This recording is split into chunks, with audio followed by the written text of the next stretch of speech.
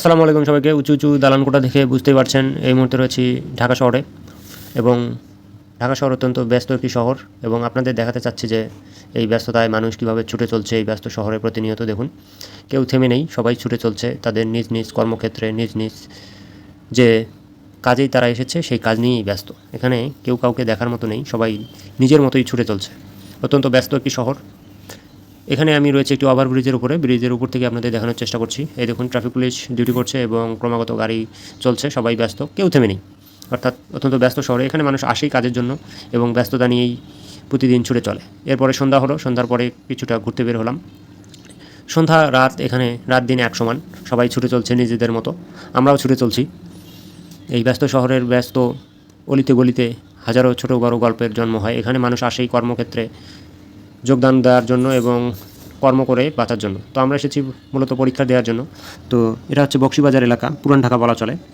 সেখানে পরীক্ষা দিয়ে আমরা আবার ফেরত চলে আসতেছি। এখন ঢাকা শহর মানেই হচ্ছে ব্যস্ত, এখানে কেউ থেমে নেই এক মুহূর্তের জন্য। দেখতেই পাচ্ছেন সবাই ছুটে চলছে, তো আমরাও ছুটে চলছি আমাদের গন্তব্যে। এখান থেকে ওখানে ছুটে চলা, আমাদের জীবন মানেই হচ্ছে ছুটে চলা, কোথাও থেমে না থাকা। তো সবশেষ আমরা এদিকে ছুটে চলে আসলাম শাহবাগ এলাকায়। এখান থেকে দেখা যাচ্ছে যে একটি বাসে উঠে আমরা যাব মহাখালীর দিকে। মহাখালী থেকে রওনা দিব আবার। তার পূর্বে আমরা ভাবলাম যে একটু বিমানবন্দর থেকে ঘুরে যাই, হযরত শাহজালাল বিমানবন্দর যেটি।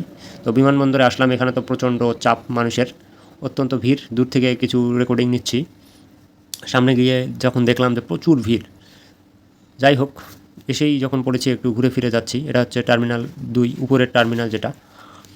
এখানে কিছুক্ষণ সময় কাটিয়ে আমরা কিছু মানুষের সাথে গল্পগুজব করে তারপরে আবার রওনা দিই।